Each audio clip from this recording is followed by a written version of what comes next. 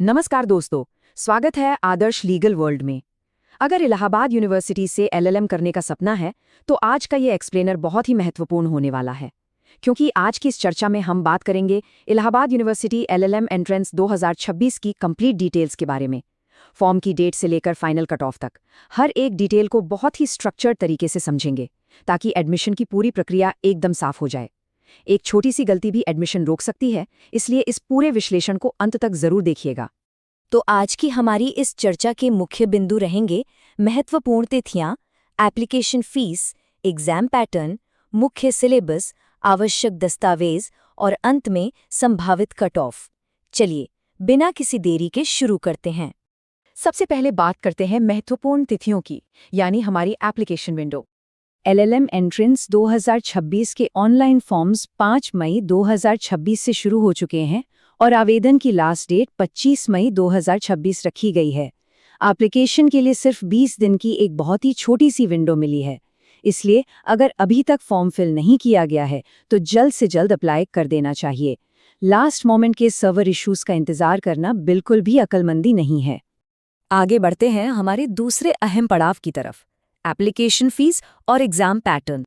तो application fees की बात करें, जनरल, ओबीसी और ईडब्ल्यूएस कैटेगरी के छात्रों के लिए फीस 1000 रुपये रखी गई है, जबकि एससी, एसटी और दिव्यांग छात्रों के लिए एप्लीकेशन फीस 500 रुपये है।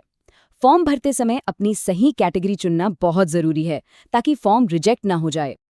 अब फीस भरने के बाद जो असली चुनौती है वो है एंट्रेंस एग्जाम।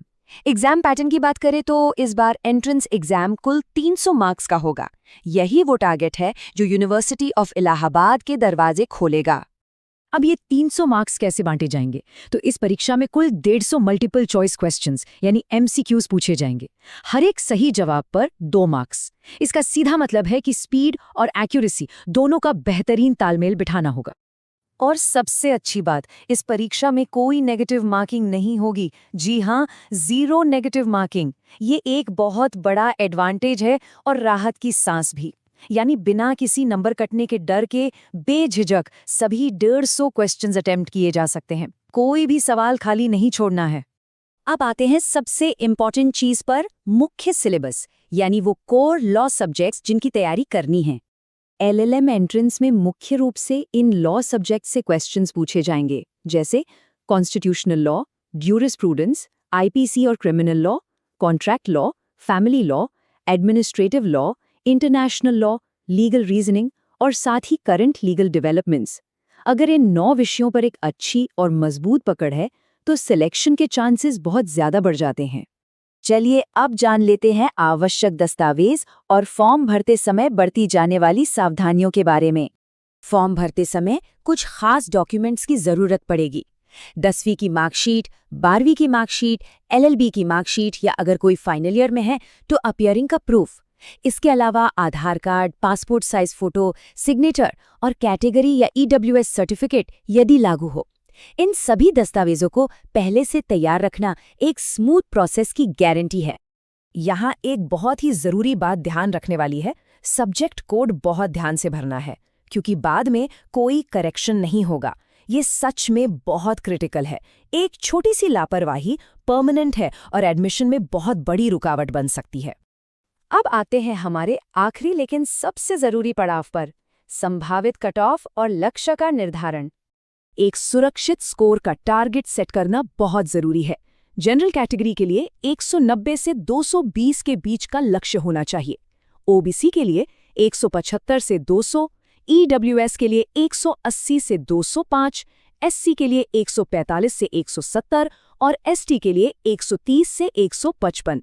हालांकि फाइनल कट ऑफ सीटों की संख्या और एग्जाम की डिफिकल्टी पर निर्भर करेगी, लेकिन ये नंबर्स एक बहुत अच्छा बेंचमार्क सेट करते हैं।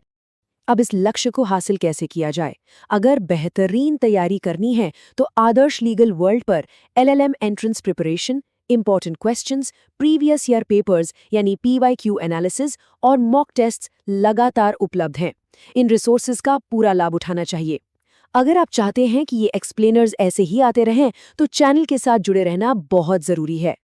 और अब इस चर्चा के अंत में एक बहुत ही अहम सवाल, क्या इलाहाबाद यूनिवर्सिटी का कट ऑफ पार करने के लिए तैयारी पूरी है? अगर जवाब हाँ है तो बहुत बढ़िया, लेकिन अगर थोड़ा भी डाउट है तो बिना एक पल गंवाए आज ही से पढ़ाई में जुट जाना चाहिए। मिलते हैं अगले विश्लेषण में। आदर्श लीगल वर्ल्ड के साथ जुड़े रहने के लिए धन्यवाद।